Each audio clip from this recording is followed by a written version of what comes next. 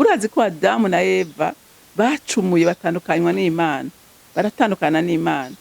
Rero uwagwanije urugo wa munsi mwitongo rya Edeni, akurashaka kwiyumvira nk'umwana kubwira ngo jewe nta mariage nzogira, kuko nogira urugo nk'uko data na mama bagize, numva ntaho gwihanganira.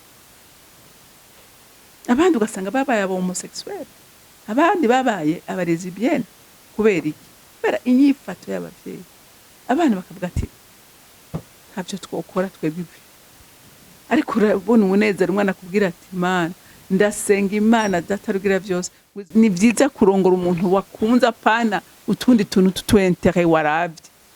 Kibaza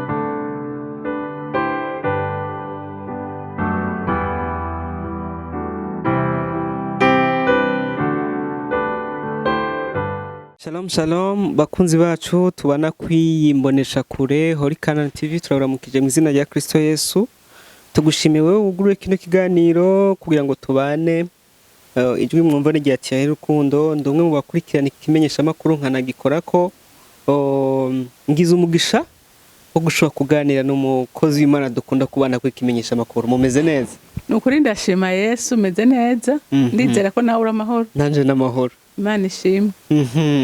Twishimiye kandi gusubira kubona akajya kuganira nawe. Mu minsi yeze twaraganiriye turiko tuvuga ku cerekeye ubwenge. Kiya kiganiro mwakiriye feedback ababandikiye mwabibonye gute? Yego nukuri narabonye ko abantu benshi bagikurikiranye. Yego barakiravye kandi ndabona yuko habayemwo abantu benshi bagira des commentaires. Ni vyiza kuko ubwenge burya ni ikintu gikomeye gose.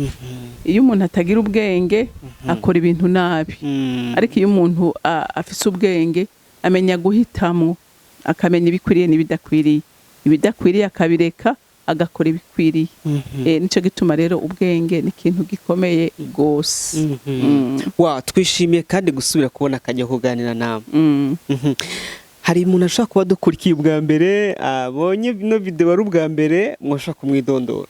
Jewe banyita SEMIRENGO Renilde, nkaba ndi umuvyeyi w'abana 4, kandi nkaba ndi umuvugabutumwa mu ishengero rya Gahizonde Zame Nyakabiga. Hanyuma kandi nkaba ndi n'umurongozi w'abamama muri iryo shengero. Rero abatazi aho riri mu Nyakabiga kuri Avenue Muyinga ugirishukire Avenue de l'Imprimerie, kera bita Avenue de la Mort. Naho rero dusengera. Ego wo kwifuza kubana natwe iyo hadusanga. Ego numuco nabonye kwino mboneshakure kandi mwiza ihigano kiye gutangura barasenga. Twe twose mu dusengere dugiye gutangura kaza. Nje imbere yawe nyena mahoro muri iki gitondo ciza cy'umugisha, igitondo utiremeye kugira ngo tunezerererwemwo. Nje nguhimbaza kandi gutazira ukura bikwiriye. Uri umuvyeyi wacu, uri umwungere wacu, uri umutabazi wacu. Haleluya, imitima yacu irakunezererewe kuko tuzi neza Mwami Imana ko ubana natwe buri munsi, kuko turazi ko atakintu na kimwe umwana w'umuntu yo kwishoboza adashobojwe nawe. Ari naco gituma mpaye kaze mpwemuyera umufasha mwiza twahawe ngo azabane natwe muri kino kiganiro tugiye gukorana na mwene data kugira ngo kize kuba umugisha kubazocumva. Data ndagushimiye kandi ndakuninahaje, icubahiro cyose n'amashimwe yose aba yawe. Abandi abisenze ndabyizeye ko byumvise mu izina rya Kristo Yesu.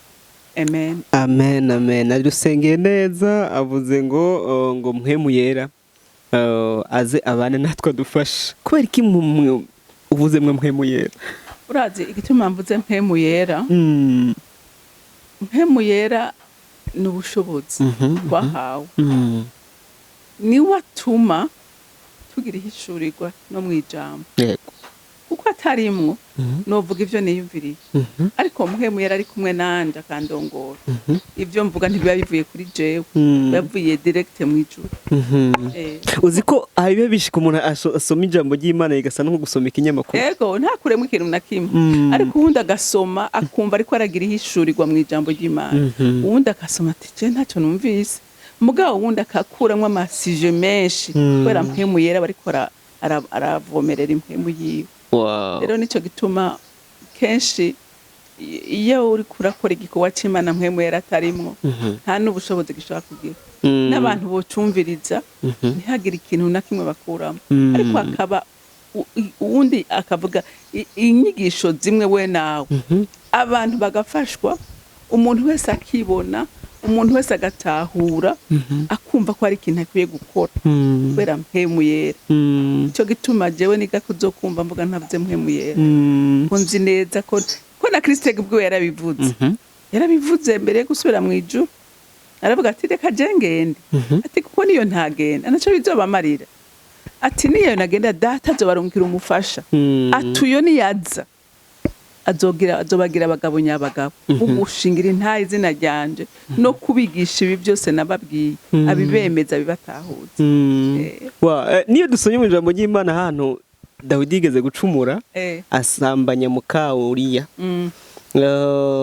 hanyuma Dani umuhereza aje kumubwira ko yacumuye Nathan ahita mubwira ngo acasenga Imana avuga ngo Mana ntunkure ko mpwemu wawe yera mpwemu akuvuye ko kaba kabaye ubusigaye uri ni nk'inzu yakuwemwe ibintu byose atante batakine kimwe buri vide inzu hamwe uyinjiramo ugasanga nta kintu na kimwe kiri n'umuntu atarimo mpwemu yera abari vide Imana dutabare ntidukure ko mpwemu wiwe tugiye kuganira mu biganiro duha dukurikirana ku mboneshakure kuri CANAAN TV mukunda kugaruka ku muryango ariko nibuka ko hano mwigeze kwigisha mu nyigisho abakurikirana kuri CANAAN TV izo nyigisho baca bazumva zivuga ku muryango mwavuze ko iyo Imana ije kuraba umuryango iraba umugabo kubera ikiraba umugabo urazi igituma Imana iraba umugabo umugabo ubwa mbere niwe yaremwe ubwa mbere Imana igira umugambi ukurema isi yayiremeye umugabo ko niwe yari yatanguye kurema iravuga ati naho ndamurenye mbega ndamushirahe iraza iratunganya Edeni yishiramwe ibintu byose umuntu akenera kugira bishobore kumutunga hama iziterekamwe wa mugabo reka tubanze dusome ijambo ry'Imana mwitangurira igice cya 2 turasoma umurongo wa 15 haravuga ngo uhoraho Imana jana wa muntu amushira muri iryo tongo ryo muri Edeni ngo aririme kandi arizigame uhoraho Imana barira uwo muntu ati igiti cyose cyo muri iryo tongo ukijyeko ukugomba ariko igiti kimenyekanisha iciza n'ikibi ntuzokijyeko kuko umunsi wakiriyeko uzopfa nta kabuza urumva Imana urumva ko umunsi irema umuntu yari yamutunganirije aho kuba hanyuma iraza irahamutereka hanyuma ikigiriki imuha n'amategeko ngenderwako iramubwira ati ritongo ndaguhaye ibi byose biri muri ritongo urabirekuriwe kubijyako atariko ikintu kimwe utarekuriwe ati igiti kimenyekanisha ikibi n'iciza ntukirekuriwe kukijya ati kuko niyo wakijyako atuzopfa nta kabuza hama ikimuha n'irindi tegeko rindi iramubwira ati ritongo rero ni wewe kuririma kandi wewe kurizigama hanyuma ngo Imana yamiza kumugendera kukayaga ko ku mugoroba ikaza kumugendera kandi iciza cyari kihari umuntu yasa n'Imana nta cyacari muri we nta cyacari muri we Imana ikaza ikamugendera bakaganira hanyuma ikagenda ariko rero ngo Imana imwitegereje ibona haragahaze yariyumviriye n'ikindi kintu yokora ariko ndibaza ko uyu munsi tutaganira ku cari kibuze ariko igituma Imana iza kurondera umugabo urumva yuko niwe yavuganye n'Imana imenya umugambi w'Imana ku muntu imenya umugambi w'itongo iwubwira umugabo bisigura ngo umugabo umunsi ajya kurondera umugore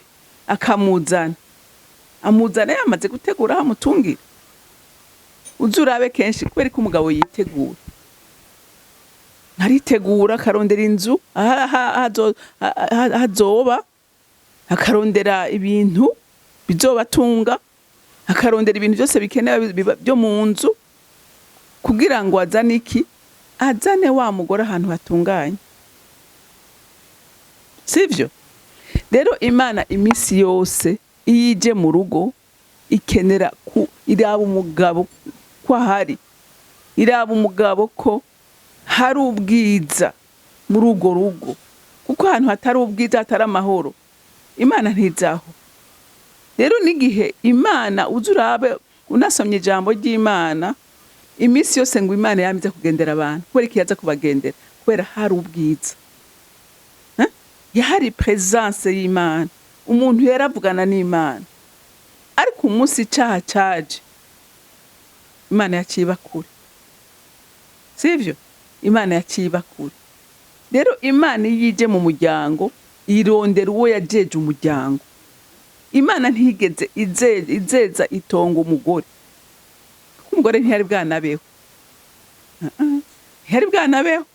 Rero ntiyari kuresponsabiliza umuntu atahari. Imana yari responsabilize Adamu ko niwe yari ahari, aramubwira ati iyi Edeni ni wewe wo kuyirima, ni wewe kuyirinda. N'uyu munsi urugo wewe ugiye kuresha umugore ukamuzana mu rugo, ni wewe uzi urugo ushaka umwene rumeze, ni wewe uzana umugore ukamwereka amategeko ugomba uko ameze, ukabona kumuzana. Nico gituma rero Imana iminsi yose irondera umugabo, kuko niwe bavuganye. Sinzi ko ndagusiguriye bikwiye. Wow, murakoze cyane.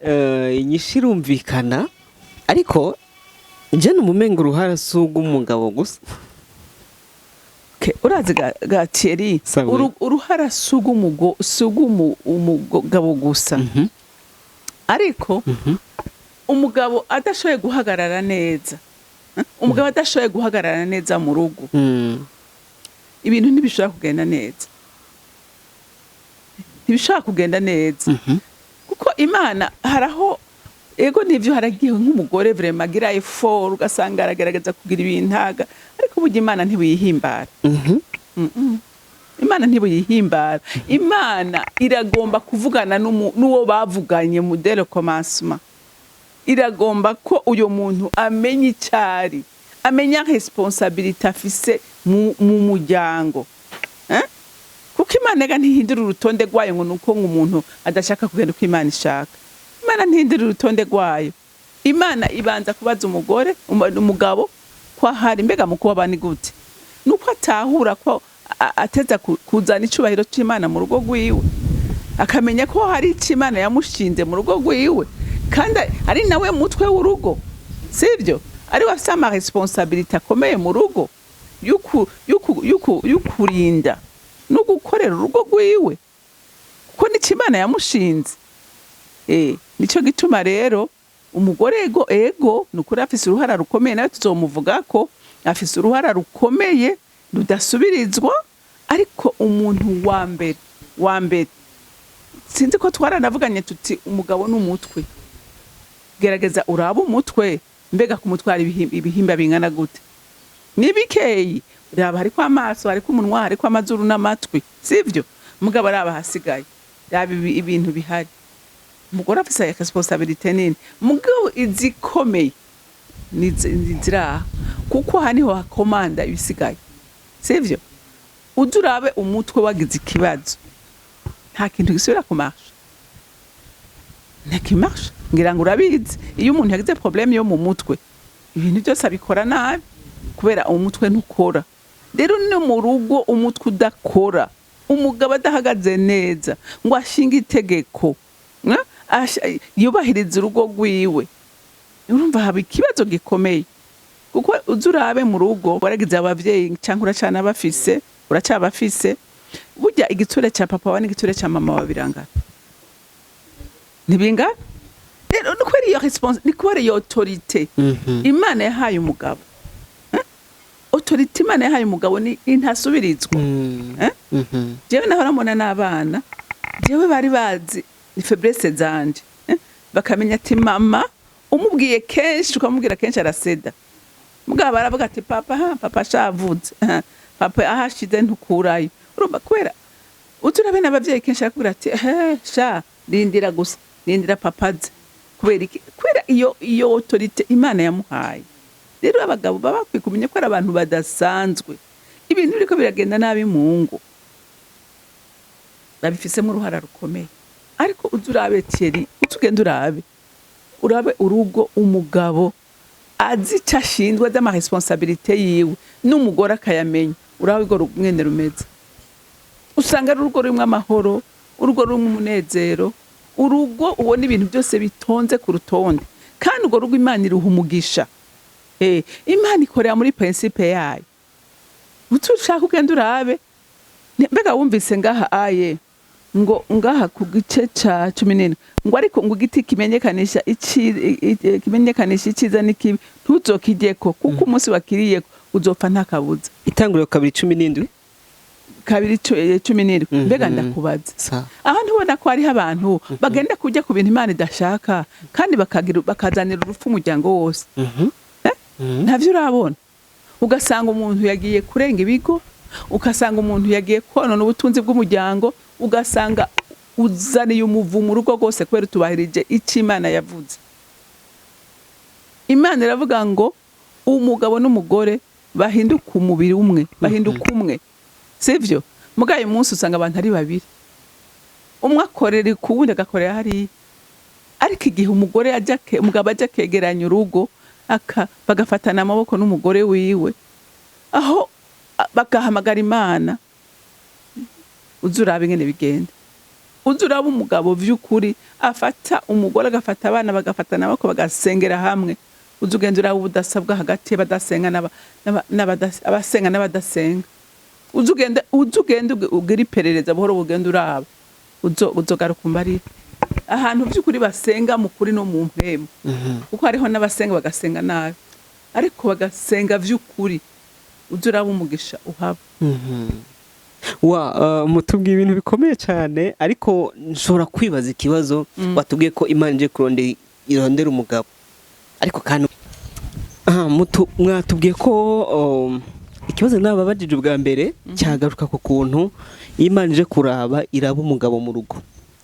None igihe Imana ije kuraba mu rugo umugabo, ije kuraba umuryango ikaraba umugabo, ikaje isanga hari bitagenze neza, umugabo yobwira iki Imana kugira ngo nigiko umuntu yakora kugira ngo yongere agarure ubumana canke agarure ishusho nziza mu muryango? Nigiki yokora? Urazi ico mbona, dabora umugabo no kumenya ngo umugore Imana yamuhaye niwe amukwiriye. Uko Imana yaravuze ngo hinge igihe yaza kuraba umugabo igasanga umugabo ntanezerewe, ikabona ivyo yaremye umugabo ntavyabona, Imana yavuze ngo reka ndamuremera umufasha bikwiranye. Rero bisigura ngo umufasha wawe, uyo mudamu wakunze mu bandi bakobwa bose, nuyagukwiriye, gerageza ku entretena iyo relation ku buryo hagoma harimo uburyohe. Udugu muri kura irukagosha twati ngo umutima wumwe wazana kandi Imana yamuguhaye gukwiriye ngo ushiremo umubabaro, sivyo? Ushiremo hama hari akanyamuneza mu rugo rwawe. Ikindi naco nukuri sindiko ndaguhenda, urugo utarushizemo Imana biragoye ko rugenda neza. Uti kubera iki? Kuko umugambi wa Satani ku rugo watanguye kuva kera mu itongo rya Edeni. Urazi ko Adamu na Eva bacumuye batandukanywa n'Imana, baratandukana n'Imana. Rero uwagwanije urugo wa munsi mu itongo rya Edeni n'ubu aracakora kandi uwo afise inzigo nyinshi, afise ishari ryinshi, aragomba guhungabanya zina rugo rwose. Rero umugabo atarabimenya neza amenye ngo ndafise umwasi tugwana, kandi uyo nawe sinshobora kumugwanya mu nkomezi zanje, reka ndondera Imana. Kuko Imana igituma yarungitse Kristo akava mu ijuru kwari kugira ngo umwana w'umuntu ahabwe ubushobozi bwo kuva muri izo nzara za Satani, sivyo? Yesu akavuga ati wewe ikikugoye ngwino umbarire, ntugwane mu nkomezi zawe. Uyu munsi ari umugore ari umugabo bashaka kugwana mu nkomezi zabo. Rero ico nosaba umuntu wese nukuri urugo rwatangujwe n'Imana, Imana niyiteza kururinda. Gumiza rero urwo rugo muri ico kibanza Imana irugombamo, haleluya. Nawe ubwawe ugumeyo, kuko nutagumayo nta kabuza umwasa azogutera kandi azogushobora. Ariko umuntu azotuma uresista, umuntu azotuma ukomera, umuntu azotuma ugira ubwenge wo guhitamo igikwiriye gukorwa, ni mwene igikorwa uwo nawe nta wundi, ni Imana. Rero icyo nkundira Imana yuzuye imbabazi n'urukundo. Ntikangwa ngo nuko waracumuye, ntikangwa ngo nuko warayitaye, oya, ugarutse yamigutegeye ibiganza, yamitegeye ibiganza umuntu wese ayigarutseko. Rero ntera intege umuntu wese naho byo byarayangaye, garuka ku Mana, wibarire ngo hanarananiwe, nukuri iragufasha kandi irakugirira neza. Ikigihambaye nuko utahura ko wananiwe, ibyo wagiye kurya, ibyo wagiye kurya warenze itegeko Imana yashinze, urugo rurapfa kubera wewe, kubera wari ibitarika, nk'uko umuntu yapfuye mu itongo kubera ari igiti Imana yamubujije. Nawe umunsi urongora hariho ibyo Imana yagutegetse gukora, ariko uriko urabirenga kandi biko bikuzanira urupfu, kandi uwo ntupfa wenyene, upfana n'uruvyaro rwawe. Iriko uyu munsi haraho witegereza ukavuga ati none abana turiko turarera ejo bizogenda gute? Bazoba deja twebwe uyu munsi turimwe abantu ubona n'agaciro tugira, dufise ingeso zitabaho. None izi ngeso ntituriko tuzibiba mu bana bacu, none abo bana nabo bizoba bimeze gute? Yumva ko imbuto turiko turabiba izogenda ikurikirana, kandi usanga twifuza ko abana bacu bamera neza. Mbega turiko tubaha iki? Turiko tubashiramo amavaleur yayo. Naha tureo kugaruka ku rufatiro tukabwira mwene urugo, kuko urugo no rw'Imana, urugo n'umugambi w'Imana, si umugambi w'umuntu. Usubire yibwire ngo narananiwe aha, fasha unyereke inzira yo gucamo.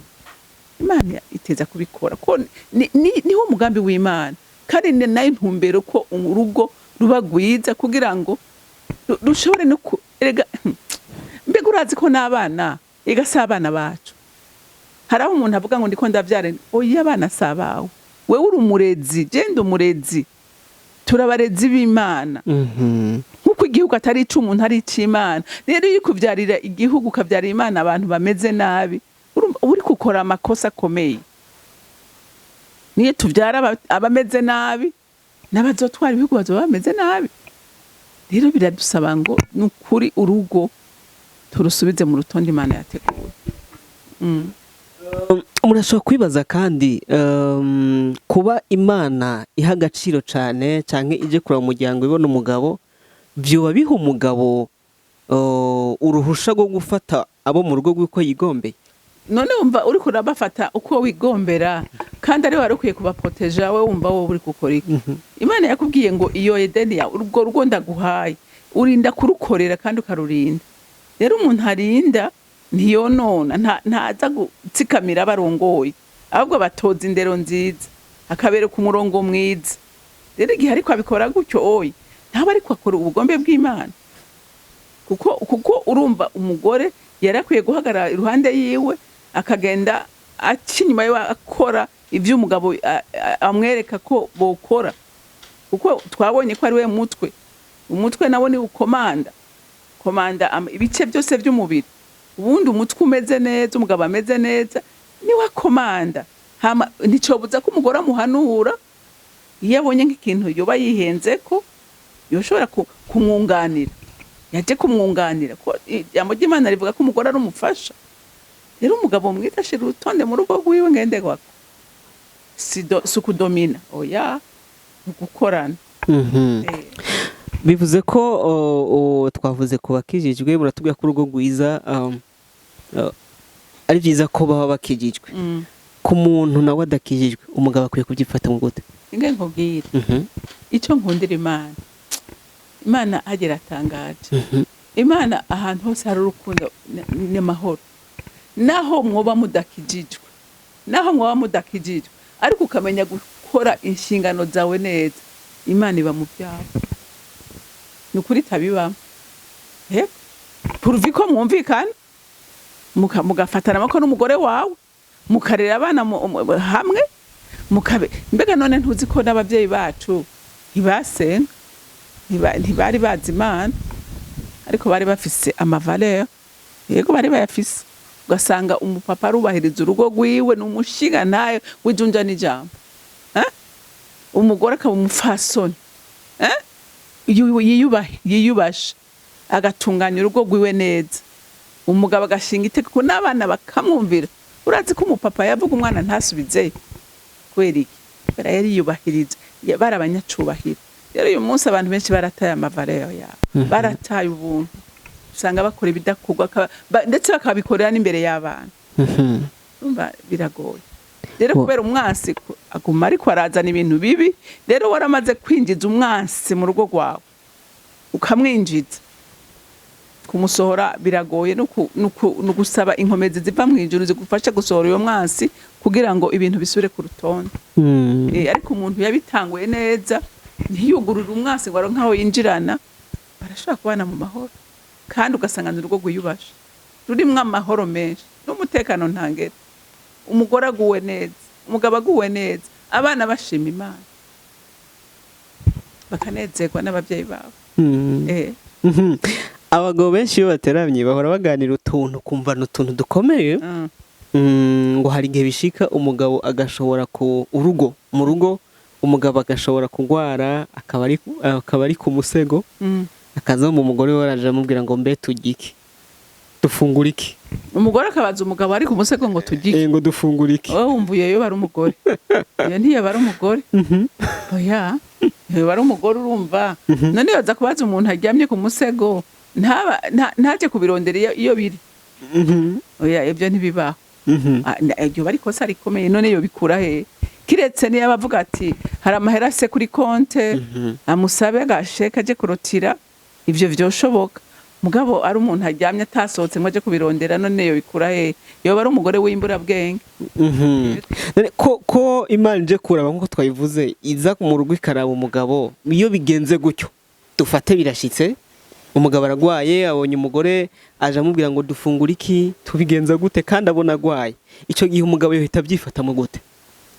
Umugore aje kumusaba ataca afise kandi ntabona naho amahera yo kushobora gufasha umuryango, yoca bigenza gute umugabo?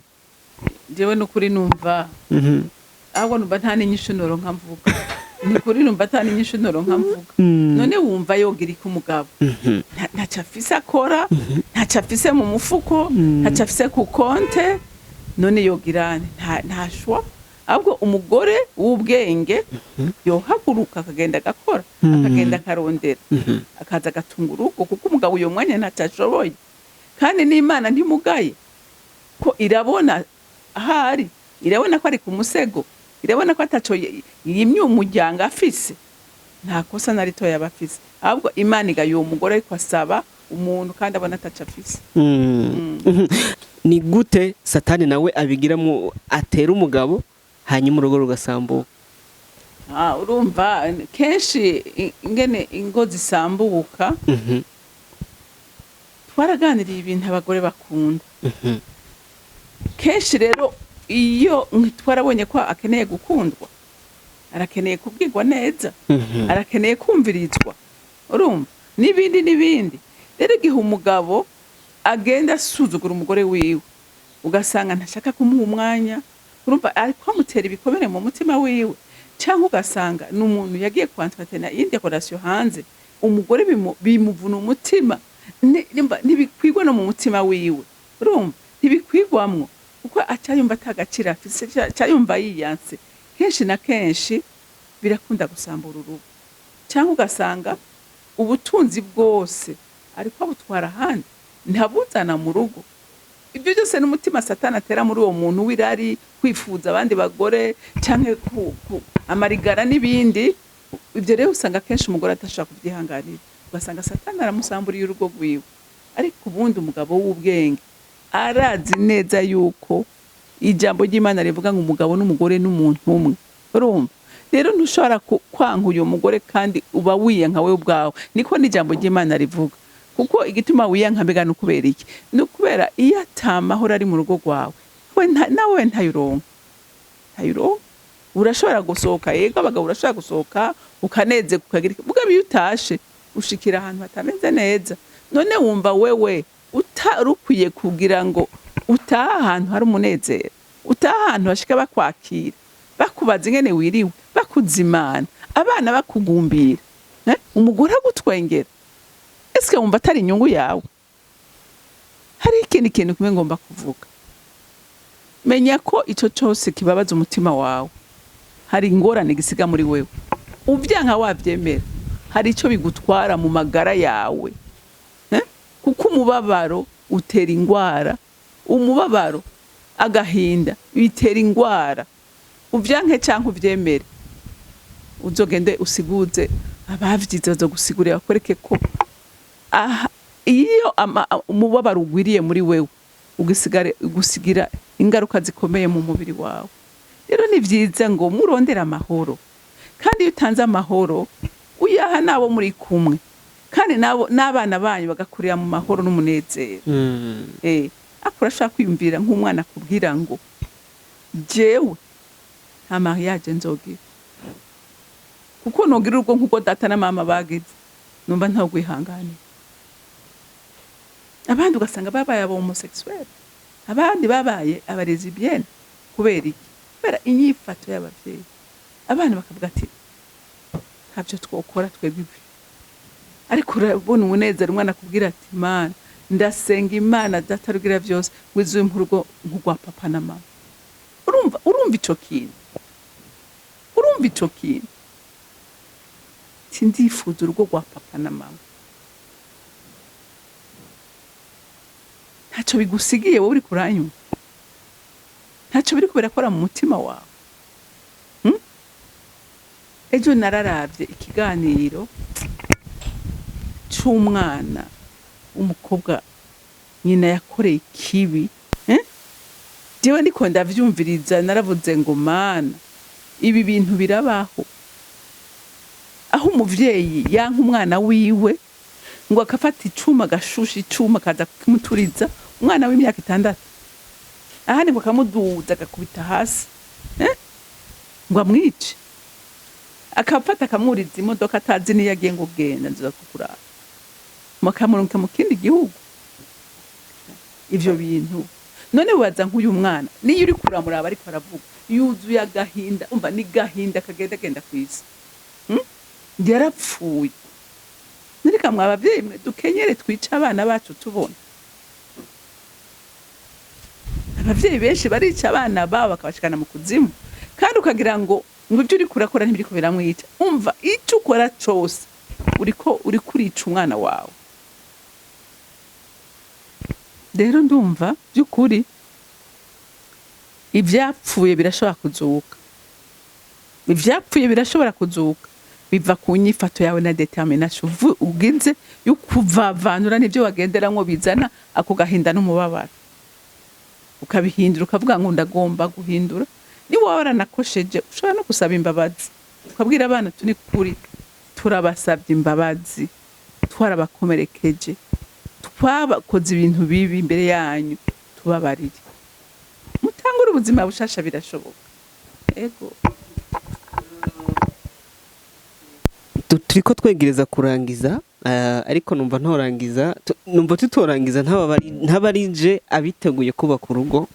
Nuvuga abantu babafitiye mariye, situ abantu b'abasore ababuca b'abagabo. Nubuhe butumwa mumba mwo bagenera kuri iki kintu tuhejeje kuganira? Urazi Thierry, sabwe ikibazo kihari maze kubona abantu benshi bajya kubaka batazi ibyo bagiye, kandi ni presque bose arajya kubaka atazi ibyo agiyemo, ntazi ama responsabilité agiyemo, akavuga ati jewe.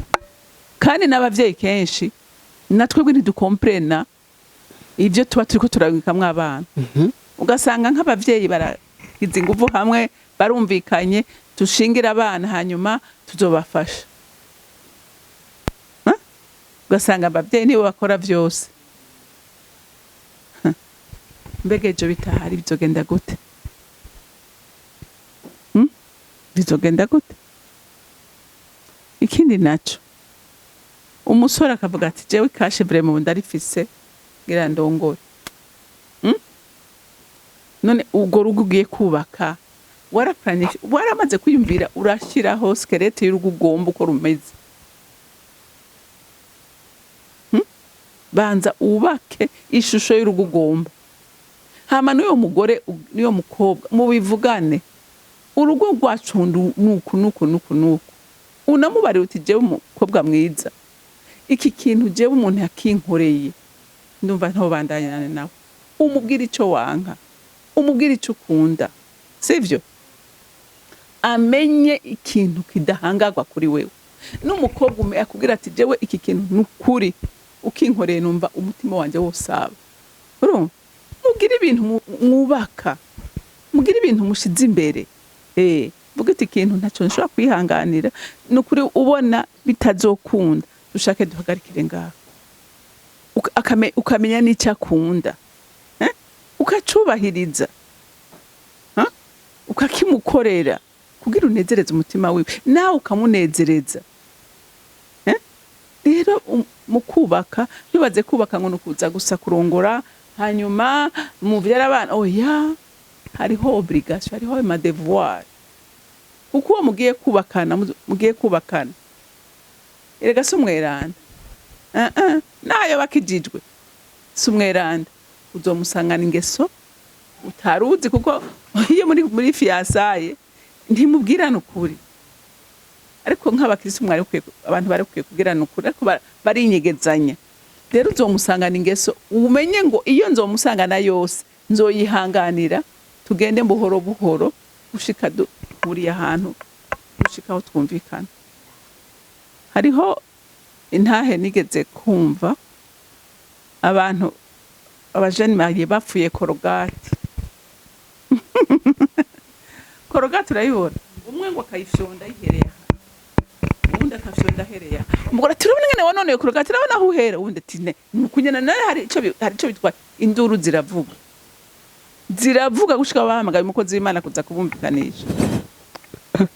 Bisigura ngo hari utugeso aho umuntu yarezwe, ivyo kuba babaho, ukubaho nawe baba. Donc ivyo oye n'ibintu mugenda witeguye ko ivyo uzobibona, kandi ni wabibona, ni waba umukunda by'ukuri uzobyihanganira. Mugende mukorijanya bukebuke, mugende mwigishanya bukebuke, ushika mushika ahantu muba nk'umuntu umwe. Ivyo ntibiba umunsi umwe, ntibiba umwaka umwe, birafata umwanya munini, ariko ukamenya ko ari bisanzwe. Ivyo abantu bose ingo zose mubona ivyo barabiciyemo. Rero ugenda uri prepare, uje kubaka uzingo, urugo ndagwinjiyemo sinzorusokamwe, biguma vyoroha. Ni umugambi w'Imana, kandi ni vyiza kurongora umuntu wakunze, apana utundi tuntu tutwentere waravye. Kibaza abantu benshi baraba utwentere, mbega akorera ngahe, mbega iwabo bameze gute, mbega umuryango wiwe si uwawe, n'ivyaso si ivyawe, ashatse arabiguha canke ntabiguhe. Ariko umukunde kubera wumva ko umukunda vy'ukuri, urukundo rw'Imana. Sinzi ko ndakwishura cyane pe. Murakoze. Ngira ngo tuzobona akajyo ko gukora none ikiganiro kivuga kubiteguye kuba ku rugo canke ku bajene. Twavuzemo n'ibintu by'abamama, nabonye niza ko muzongera kuduha akajyo tukaganira. Tuzokiganira ko ikiganiro c'abamama n'abagore ko bakwiye kwifata, kuko hari aho umugore ahura n'intambara n'ikibazo, ugasanga aciye yiruka wiruka Imana yaguhaye gore guteza kururindira mukagubaka. Ngo je ndisubirira iwacu ngo oya. Iwanyu warahasezeye, waravuyeyo, uteza kwihangana. Tuzokiganira ko undi munsi. Turabashimiye cyane, mwakoze. Murakoze gushima. Niza ko abadukurikiranye bahezagiwe, ukaba wahezagiwe, ukaba wafashijwe n'izi nyigisho zisangize mugenzi wawe. Ntitukunda kubivuga kenshi kuko tubizi ko iyo umuntu yafashijwe mu mutima aba yumva na mugenzi we yo musangiza ibintu. Bisangize mugenzi wawe, izi nyigisho zimufashe, kandi ndabizi ko benshi bazohembuka. Dushimiye batwigishije. Yesu abahe umugisha cyane. Yesu akugirire neza nawe.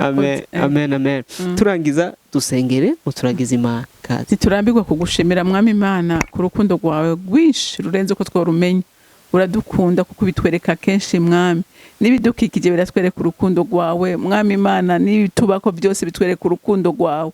Ndabigushimira byose Mana. Rero turasengera umuryango ngo ubandanye kubaka no kuwukomeza Mana, nsubira gusengera n'ingo ziri mu bibazo ngo umanure ubushobozi bwawe se nyaguhoraho, kugira ngo umuryango usubire kuwunga, ugire ubushobozi bwo gukorera neza umugisha wabahaye, kuko mwami Imana ibibondo duhabwa si byacu n'ivy'Imana n'ivy'igihugu. Rero turere neza igihugu, turere neza n'Imana, uzoba ukoze nyaguhoraho. Ndagushimiye kandi ndakuninahaje, icubahiro cyose n'amashimwe yose aba yawe, nkaba ndabisenze ndabyizeye kuvyumvise mu izina rya Kristo Yesu, amen amen. Mwarahetsagiwe, mugira umunsi mwiza.